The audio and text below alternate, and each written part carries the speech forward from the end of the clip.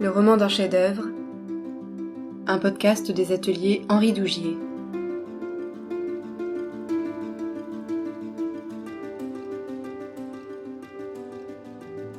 Certains tableaux ont cette étonnante capacité de nous réenchanter, corps et âme, de mobiliser notre mémoire, notre imaginaire, nos émotions. Mais comment sont-ils nés ? Dans quelles circonstances et à quel moment de la vie de l'artiste ? Chaque auteur de cette collection raconte la véritable saga d'un tableau, en le mettant en scène à l'époque et dans le lieu où il a vu le jour. Ces fragments de notre patrimoine universel sont une source inépuisable d'émerveillement et d'empathie. Face aux violences du monde, à nos peurs, à nos tentations de repli sur soi, la voix des artistes réconcilie, réveille et rassemble. Résonne alors en nous cette quête éperdue du beau, la beauté, simplement.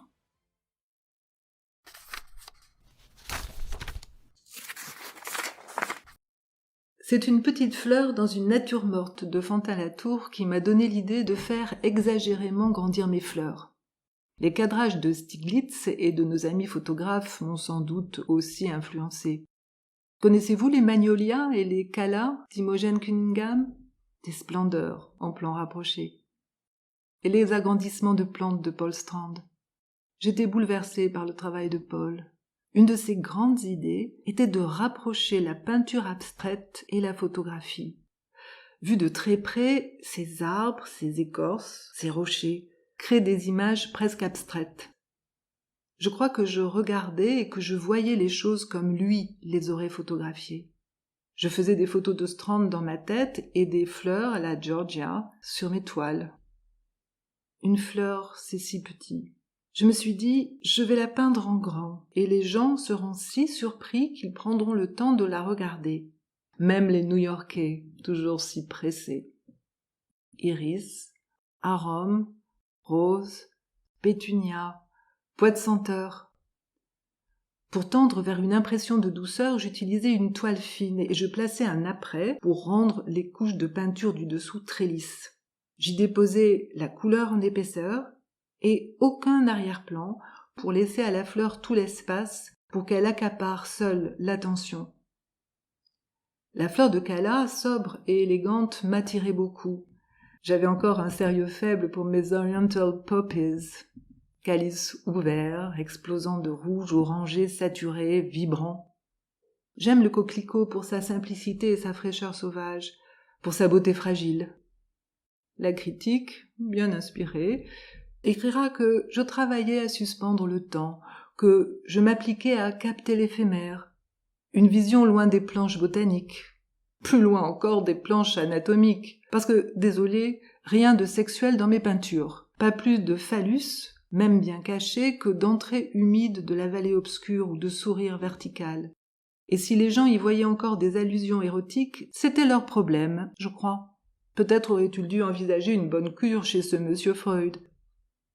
J'aimais peindre les fleurs à ma façon, et mes peintures de fleurs n'étaient que des peintures de fleurs.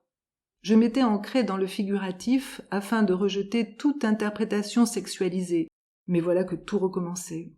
Pire.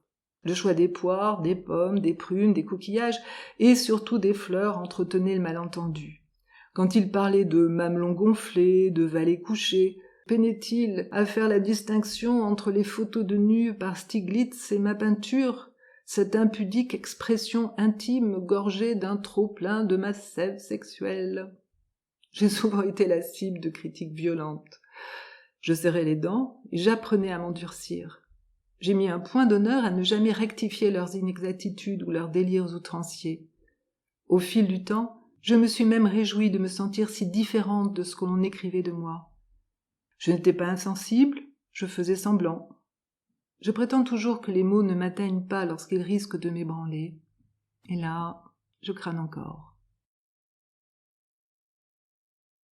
Vous venez d'entendre un extrait de Sous le ciel immense selon O'Keeffe, un ouvrage de Catherine Guenec paru aux ateliers Henri Dougier, mêlant récit romanesque et enquête historique pour raconter la vie et l'œuvre de l'artiste peintre américaine Georgia O'Keeffe. Catherine Guenec, bonjour. Alors vous n'en êtes pas à votre premier essai dans la collection Le roman d'un chef-d'œuvre, puisque vous avez déjà publié un ouvrage sur Edward Hopper et son tableau Cape Cod Evening.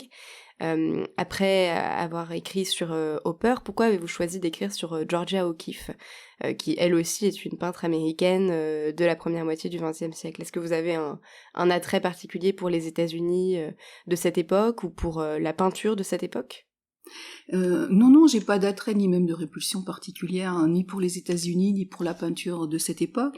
C'est tout simplement, j'ai écrit sur Hopper parce que j'aime Hopper, et j'ai écrit sur O'Keeffe parce que j'aime O'Keeffe, tout simplement. O'Keeffe, elle est très inspirante, pas seulement par rapport à son œuvre, mais par rapport à sa vie. C'est une vie très romanesque. C'est une femme hors du commun, qui a une vie hors du commun, même jusqu'à sa longévité. Elle est morte quasiment à 100 ans. Elle va finir sa vie seule, recluse dans le désert. Rien n'est banal chez cette femme. En plus, elle était féministe et elle avait des idées bien arrêtées. Puis je trouve qu'elle est pourrie de talent. Moi, j'aime beaucoup ses peintures abstraites. Elle s'est d'abord exprimée avec l'abstrait. Elle est revenue au figuratif, mais c'est une femme qui a inventé, quoi, finalement, tout le temps. Hein. Elle était novatrice. Elle a été sous l'emprise de son mari pendant très longtemps. Elle s'en est affranchie et finalement, elle a montré d'elle ce qu'elle voulait bien montrer. Il y a des zones d'ombre qui sont intéressantes, même par rapport à son histoire avec son photographe de mari, Stieglis. Finalement, on parle toujours, c'est la légende dorée, c'est un couple mythique, Stieglis et O'Keeffe aux États-Unis. Un couple soi-disant exceptionnel sur tous les plans, c'est pas vrai. L'histoire est racontée dans le roman. Elle a bavé quand même un petit peu avec lui. Mais malgré tout, il y a une espèce d'amitié et d'estime qu'il y avait toujours entre eux, et c'était une relation très très forte. Très très forte. Mais pour elle, c'était d'autant plus fort quand elle a commencé à croire qu'elle le perdait, parce que c'était son mari, son ami, son frère, mais c'était aussi son galeriste, son marchand. Elle perdait tout. Oui, effectivement, c'est quelque chose que vous racontez bien dans votre ouvrage, la rencontre, la relation passionnelle qu'ils ont vécue et la grande influence qu'a eu Stiglitz sur la vie de Georgia O'Keeffe.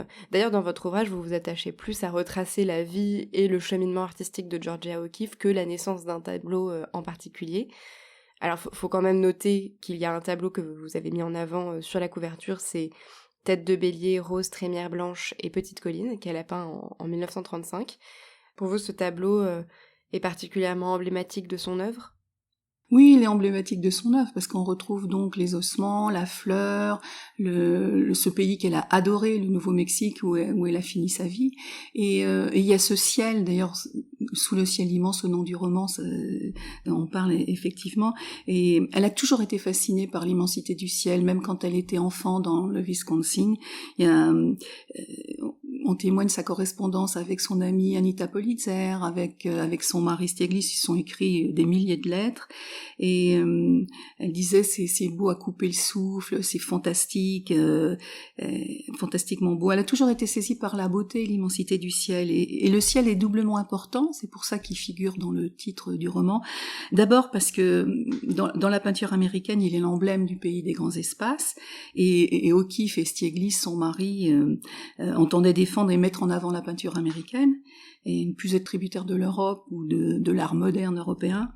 Et puis aussi parce que c'est une source de fascination et d'inspiration, et pour Stieglis et pour O'Keeffe. C'est une inspiration commune. D'ailleurs, Stieglis a fait une série de photos magnifiques sur le ciel, des portraits de nuages. Et tous les deux, finalement, expriment leur union et leur amour de la nature aussi, avec ce ciel. Et puis, hautement symbolique aussi, tous les deux, ils étaient passionnés de nature, de théosophie et d'alchimie. Donc, voilà, on dit qu'ils pensaient que leur création, tous les deux, avait des vertus curatives et transcendantales. Enfin voilà, le ciel. Alors vous évoquiez la correspondance de Georgia O'Keeffe avec son amie Anita Politzer, photographe féministe de l'époque. Justement, c'est intéressant parce que dans votre ouvrage, qui est écrit à la première personne, vous laissez entendre dans certains chapitres la voix de femmes comme justement cette Anita Politzer, mais aussi l'artiste peintre Rebecca Salisbury. Qu'est-ce que vous avez voulu transmettre à travers ce choix narratif ? Alors c'est un choix narratif. Le roman fait entendre bien sûr la voix de Georgia, mais aussi entre autres des femmes qui ont été proches de Georgia O'Keeffe et qui la connaissent bien, donc qui peuvent en parler en toute connaissance de cause et qui vont nous confier des aspects de l'histoire d'O'Keeffe qu'elle-même n'aurait, à mon avis, pas voulu étaler. Parce que elle jugeait que c'était privé, elle avait pas envie de raconter sa life. Mais moi, Georgia, je la vois un peu comme une sorte de reine d'Angleterre, never explain, never complain. Mais non, c'était quelqu'un de pudique et qui n'avait pas envie d'étaler ses histoires privées. Donc pour ça, Rebecca et Anita étaient tout indiquées. Mais elle n'avait pas envie d'étaler que ce soit valorisant ou pas. C'était pas quelqu'un qui fanfaronnait ou qui se mettait en avant. Ce qui comptait de toute façon pour elle, c'était la peinture. Et puis, elle a eu deux grandes passions dans sa vie, la peinture et son mari, Stiglitz. Elle l'a adoré.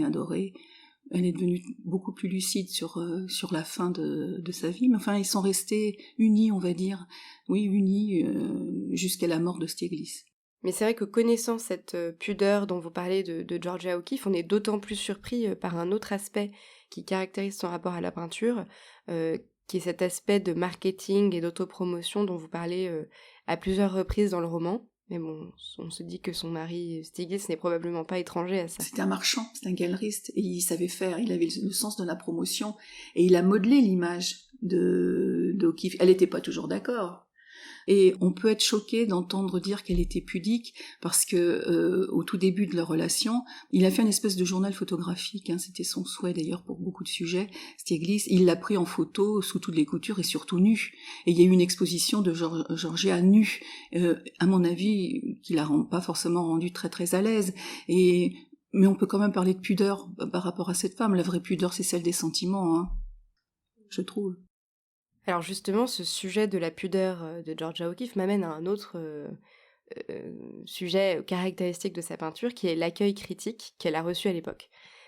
Beaucoup de critiques d'art ont vu dans ces tableaux des connotations sexuelles, et c'est vrai que c'est assez facile pour un spectateur de voir dans ses fleurs des organes féminins.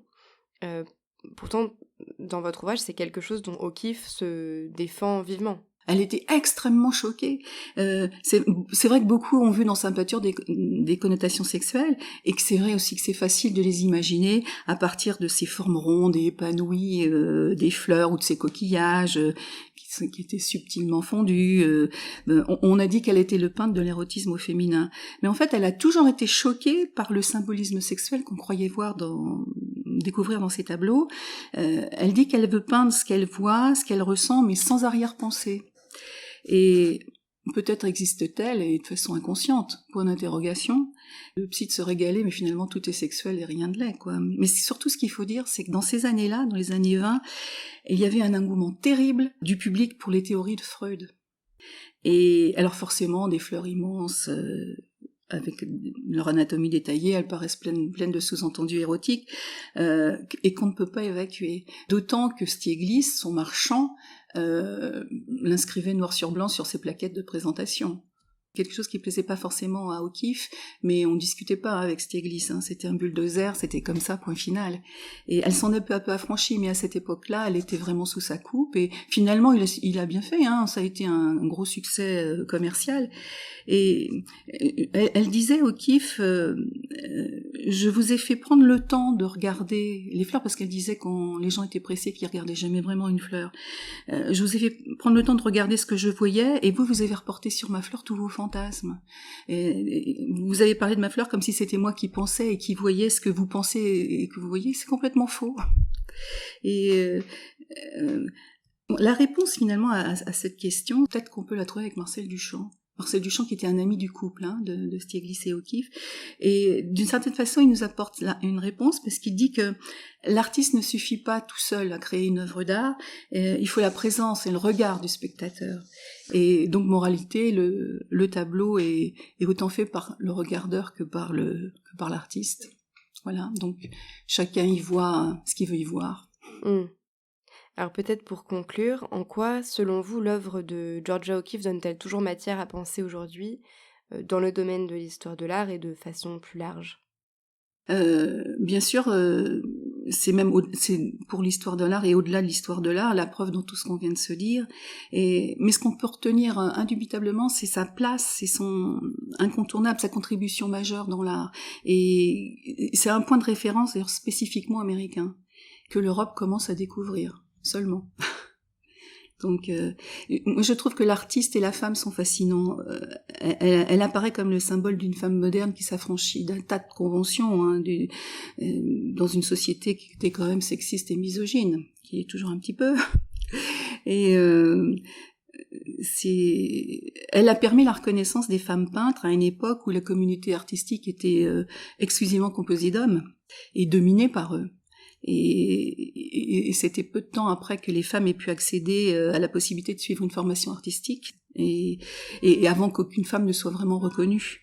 Donc avec tout ça, il y a eu O'Keeffe. Et il y a une petite injustice qu'on pourrait signaler encore, sa grande popularité aux États-Unis, pas en Europe, et sa place prépondérante dans l'art américain serait due, selon certains, peut-être à son œuvre, mais surtout à sa personnalité extraordinaire et à sa vie hors du commun, ce qui est un peu injuste parce que elle a une œuvre qui parle pour elle, que je trouve magnifique. Sa peinture, elle est très riche, elle est abondante et très personnelle. Et pour moi, les deux, l'œuvre et la personnalité sont essentielles. Il y a O'Keeffe et il y a Georgia, et Sous le ciel immense est allé à la rencontre de l'artiste, mais aussi de la femme. Eh bien, merci beaucoup, Catherine Guenec. Votre livre « Sous le ciel immense » selon O'Keeffe est paru aux ateliers Henri Dougier dans la collection Le roman d'un chef-d'œuvre. Il est disponible en librairie et en e-book. Et pour ne manquer aucune actualité de la collection et des ateliers Henri Dougier, n'hésitez pas à nous suivre sur les réseaux sociaux.